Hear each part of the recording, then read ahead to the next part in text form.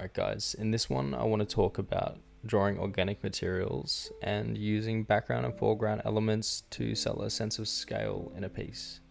So the first thing that comes to mind when it comes to organics is avoiding straight lines and right angles. These things rarely appear in nature and they will completely ruin the illusion of organic material. So it's good to embrace those crooked lines, uneven line weights, and using textured brushes is a great way to do this, so you avoid any harsh edges. You get a bunch of free texture and the illusion of detail from even just using, like I did here, just a 6B pencil on the Procreate suite. So it's good to consider flow and the path things take to grow when drawing anything organic, especially when it comes to flowers and trees. If we're looking at how they grow, if you imagine a small tree in a rainforest, if it's below the canopy by a long way, it has to compete for that sunlight, so it will generally twist and turn all over the place to get some sun. If you imagine a really old tree alone in a prairie, it will most likely be fairly straight because it's got nothing to compete with, and it will grow fairly tall typically. A plant on a windowsill will be leaning ever so slightly towards the window to make full use of that sunlight, and so on.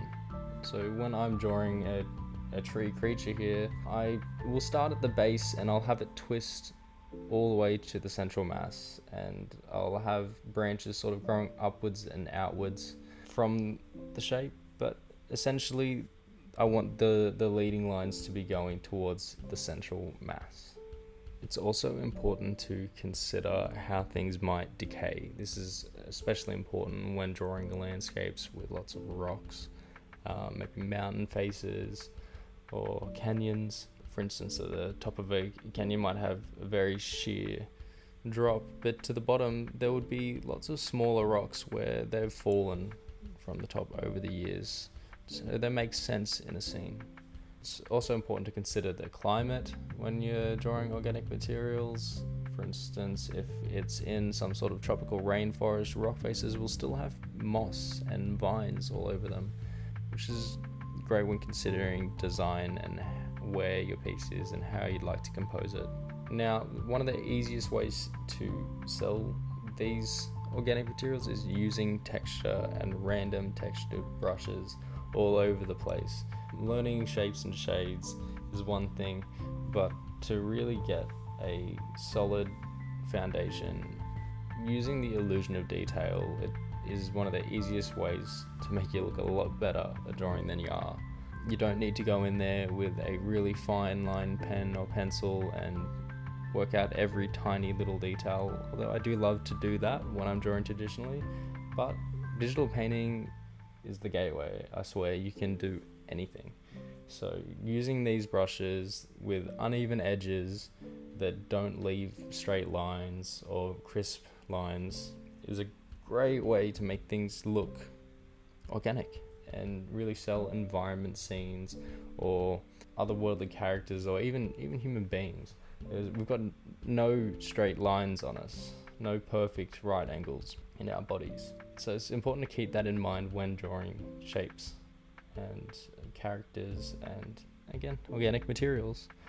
Now we're getting to the point of this piece where I'm putting in the background. This is a great place to talk about scale. So I wanted this guy to be huge. So when I think about perspective, I've made his legs giant and the arm that's closest to us is 2 to 3 times the size of the arm that's further away. Also, his head is relatively small compared to his body because we're looking up at him. I also didn't draw his feet because you wouldn't necessarily see them if you're looking up at him. Now I've put this tiny little figure on a rock in the foreground to really give us that sense that this guy is huge. I wanted to really push that home. I could have done a character a little bit bigger and made the tree giant a little bit more believable in scale, but I wanted him to be a colossus.